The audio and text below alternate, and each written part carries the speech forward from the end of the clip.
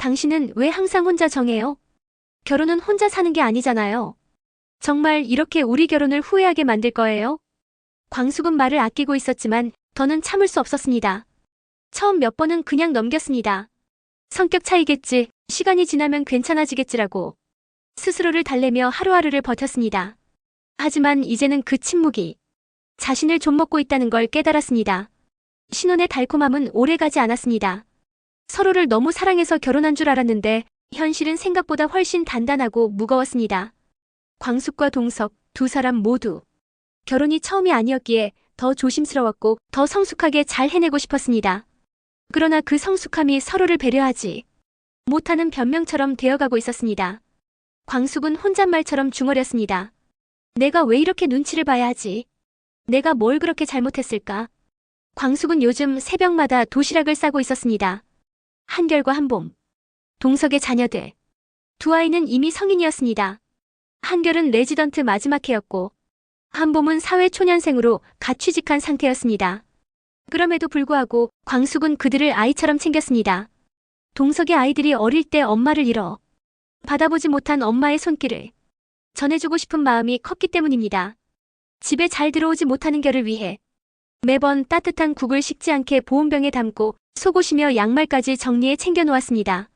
생리통이 심한 한봄을 위해 온열 패드를 사다 놓는가 하면 한결에게는 학회용 셔츠에 다림질까지 해놓았습니다. 그 모습을 본 동석은 문득 얼굴이 굳어졌습니다. 왜 그렇게까지 해요? 광숙은 잠시 멈칫했습니다. 뭐리요? 애들도 다 크고 아주머니도 있잖아요. 굳이 당신이 저렇게까지 할 필요 없잖아요. 광숙은 말없이 도시락 뚜껑을 닫았습니다. 그냥 내가 마음이 가서 한 일이에요. 당신 자식이니까 이제 내 아이들이기도 한 거니까요. 광숙은 동석을 설득하고자 한 이야기였지만 동석은 그 말에 더 발끈했다. 그것도 정도와 선이 있잖아요. 당신이 그렇게 하니까 마치 애들 엄마인 척하는 것 같잖아요. 그 말에 광숙은 눈을 질끈 감았습니다. 그 순간 자신이 엄마로서 자격 없는 사람처럼 느껴졌습니다. 다정하게 또는 아이들과 친해지기 위해 했던 행동이 넘치는 오지랖처럼 폄하되는 순간이었습니다. 부부싸움은 늘 사소한 말 한마디에서 시작됐습니다. 이번엔 저녁 식사 메뉴 때문이었습니다. 광숙은 동석이 좋아하는 고등어 조림을 준비했고 한결은 입맛을 잃은 듯 숟가락을 놓았습니다. 왜요? 밥맛이 없어요? 광숙은 걱정스러운 듯 결을 바라보았다. 아, 제가 고등어를 잘 못 먹어요. 결은 광숙을 바라보며 조심스럽게 이야기했다. 어머, 싫어할 거라 생각 못했어요. 그냥 동석 씨가 좋아하는 메뉴라서 당연히 좋아할 거라 생각했어요. 광숙은 어려운 듯 당황한 표정을 지으며 결의 모습을 바라보았다. 옆에 앉아있던 동석은 결을 보며 결아, 그래도 엄마가 준비해 주신 건데 좀 먹어봐. 너는 엄마가 해주시면 성의껏 먹는 척이라도 해야지. 그건 예의가 아니지 않니? 동석은 한숨을 쉬며 자리를 떴고 광숙은 홀로 식탁에 남아 말없이 밥을 먹었습니다. 음식 맛이 느껴지지 않았습니다. 오히려 그 말은 광숙의 마음에 무겁게 다가왔습니다. 오빠, 아니 여보, 아니 대체 왜 그렇게 말해요? 결희 씨가 먹고 싶지 않을 수도 있잖아요. 왜 오래간만에 같이 식사하는 자리에서 굳이 그런 쓴소리를 해요? 광숙은 방에 들어와 동석에게 다그쳤다. 결희는 내 자식이잖아요. 그러니 내가 잡지 않으면 저렇게 엄마를 쉽게 생각하고 버릇없이 굴게 돼요. 그러니 초장에 잡아야죠. 동석은 또다시 자신을 숙이며 다른 사람에게 쉽게 보이는 게 행동하는 광숙이 마음에 들지 않았다. 광숙은 잠자리를 뒤척였다. 자신의 정성과 배려가 오히려 갈등의 불씨가 되었다는 현실이 서글퍼지는 밤이었다. 재혼 부부라는 이름 아래 광숙은 모든 것이 조심스럽게 다가왔다. 내가 너무 나서는 건 아닐까? 혹시 아이들이 날 불편해하진 않을까? 동석의 내 자식이잖아요라는 말 한마디가 새로운 가족으로서 가까워지기 어렵게 만들어 한 발자국도 가까워질 수 없게 만들었습니다. 동석은 말했습니다.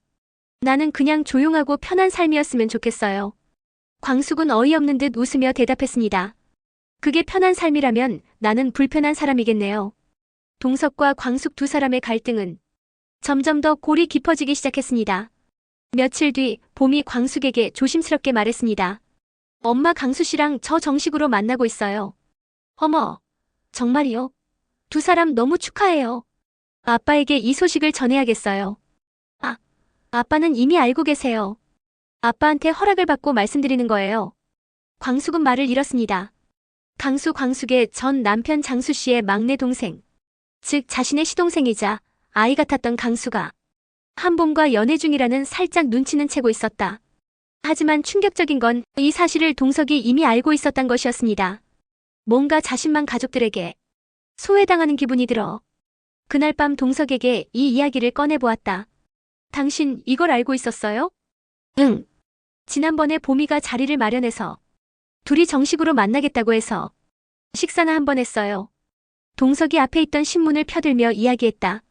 그럼 왜 나한텐 말 안 했어요? 광숙은 매우 당황한 듯한 표정으로 물었다. 당신이 알면 괜히 신경 쓰일까봐 복잡하게 만들고 싶지 않았어요. 동석은 무심한 듯 말했다. 당신은 왜 항상 나만 빼고 결정해요? 나 당신 아내 맞나요? 왜 대체 다 당신 마음대로만 하는 거예요? 이럴 거면 대체 왜 결혼을 한 거예요? 그러한 광숙의 말에 동석 역시 그간 참고 있던 말을 내뱉었다. 대체 왜 다른 사람들에게 쉽게 보이게 행동을 하는 거예요? 그게 내 가족이지만 그런 내 가족에게도 당당한 광숙 씨 모습이 보고 싶은 거예요. 주변 사람이 광숙 씨를 무시하고 너무 편하게 대하는 행동이 왜 그렇게 당연해요? 나는 그런 모습이 너무 싫어요. 동석도 그간 헌신하며 다 맞추며 살아가는 광숙의 모습이 애처로웠고 신경이 쓰였다. 내 아내가 되었으니 자리에 맞게 행동해 주었으면 하는 바람이 있는데 그렇지 못한 광숙의 행동이 마음에 들지 않기도 했다. 그날 밤 광숙은 동석보다 먼저 아무 말 없이 불을 끄고 이불을 덮었습니다. 그녀의 눈엔 눈물이 맺혔지만 동석은 등을 돌리고 있었습니다. 다음 날 아침 광숙은 자기가 챙겨놓은 한결의 와이셔츠가 여전히 제자리에 있는 걸 보고 고개를 떨구었습니다. 식탁 위엔 미처 싸놓지 못한 도시락이 쓸쓸히 남아 있었습니다. 그리고 식탁 너머 동석의 말이 들렸습니다. 내가 묻고 싶네요. 이러려고 결혼했어요? 그 말은 단단하게 굳은 광숙의 마음에 마지막 균열을 냈습니다. 그러게요. 이러려고 결혼했을까요? 광숙은 외출복을 입고 현관문을 닫고 나섰습니다. 차갑고 무거운 공기가 그녀의 뺨을 스쳤습니다. 며칠 뒤 광숙은 한결을 통해 동석의 장모님인 박 여사가 쓰러져 급하게 입원해 있다는 소식을 들었습니다. 나도 같이 어느 병원이에요? 같이 가자고 이야기하려는데 그 이야기를 듣지 못한 결이 먼저 가버린 것이다. 한결이 병원에 간다며 허겁지겁 나가는 모습을 본 광숙은 말없이 뒷모습을 바라보다가 조용히 방문을 닫았습니다. 어느 병원인지도 몰라 따라 나서지도 못했기 때문이다. 자신이 발붙일 곳은 여전히 이곳이 아니란 생각이 들었습니다. 밤늦게 돌아온 동석은 부엌에서 컵라면을 먹고 있는 광숙을 보고 조용히 앉았습니다. 둘 사이에 어색한 기운과 함께 오랜 침묵의 시간이 흘렀다. 정막 끝에 광숙이 처음으로 속마음을 꺼냈습니다. 당신은 내가 당신 인생에 들어오지 않았으면 했던 거죠. 동석은 강하게 부정하며 이야기를 받았다. 그런 말 마요. 내가 문제였던 거예요. 내가 여전히 혼자 사는 사람처럼 굴었어요. 광숙은 눈물을 보이며 동석을 바라봤다. 나도 당신 아이들 앞에서 자꾸만 아이들 엄마로서의 해줘야 할 모습을 보여주며 진짜 엄마로 인정받고 싶었나 봐요. 두 사람은 말없이 서로를 바라보았습니다. 화해의 말보다 침묵 속 눈빛이 더 많은 걸 전하고 있었습니다. 하지만 그날 밤 한봄이 휴대폰을 두고 나간 것을 발견한 광숙은 우연히 그 안에 메시지를 보게 되었다. 오빠 나 사실 말 못한 거 있어. 우리 엄마 나한테 유전병 있다고 했어. 광숙 엄마에게도 알려드려야 할까? 굳이 말 안 해도 되겠지. 광숙은 핸드폰을 꼭 쥔 채 식은땀을 흘렸습니다.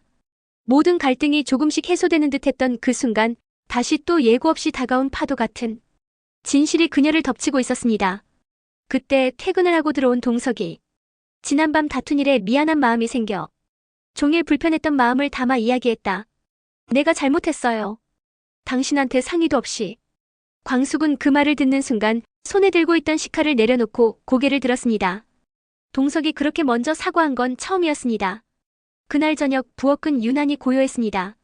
두 사람이 함께 만든 된장찌개가 부글거리며 끓고 있었고 식탁엔 나란히 놓인 두 개의 밥그릇이 조심스럽게 거리를 좁히고 있었습니다. 보미 씨, 친엄마한테 물려받은 병이 있나요? 광숙이 조심스럽게 말했습니다. 동석은 아무 말 없이 고개를 끄덕였습니다. 그날 밤 두 사람은 서로의 손을 꼭 잡고 잠이 들었습니다. 결혼 후 처음으로 같은 시간에 같은 베개 위에 나란히 누워 서로를 바라보며 잠든 밤이었습니다. 며칠 후 광숙은 조심스럽게 한결과 한봄을 불러앉혔습니다. 엄마 혹시 제가 실수했어요? 한봄은 눈치를 보며 물었습니다. 광숙은 고개를 저었습니다. 아니야, 봄이신 잘못한 게 없어요. 엄마한테 물려받은 그 병 관리가 필요하다고 들었어요. 아프면 아프다고 말해줘. 내가 뭐든 해줄게. 그리고 결이신 제 손이 필요한 것만 알려줄래요? 그래도 가족이니 제가 해줄 수 있는 것만 도우며 지내고 싶어요. 그 말에 한봄은 눈가가 촉촉해졌고 한결은 조용히 어깨를 감싸주었습니다. 이후로 광숙은 예전처럼 도시락을 싸되 아이들 스스로 할 수 있는 건 맡기기 시작했습니다. 속옷을 개던 손을 멈추고 한봄에게는 생리통이 올 때 먹는 약을 어디에 뒀는지만 알려주었습니다. 그녀의 마음은 여전히 엄마로 인정받고 싶은 마음이 컸지만 이제는 엄마 역할을 하려 하기보다는 진짜 어른으로서의 동행자가 되려는 태도를 가지려 노력하였습니다. 동석은 그 변화가 고마웠습니다. 무엇보다 자신의 아이들이 광숙을 더 이상 새엄마가 아닌 집안의 중심으로 받아들이기 시작했다는 것이 가장 큰 위안이었습니다. 그 무렵 동석에게도 변화가 찾아왔습니다. 그는 더 이상 혼자 결정하지 않았습니다. 작은 일 하나에도 광숙과 상의했고 회식이 있으면 꼭 미리 말하고 집안일에도 조금씩 손을 보탰습니다. 가장 큰 변화는 강수와 한봄의 관계에 대해 정식으로 가족들과 이야기한 것이었습니다. 나 강수 씨랑 진지해요. 결혼이 하고 싶어요. 한봄의 말에 온 가족이 놀랐지만 동석은 말했습니다.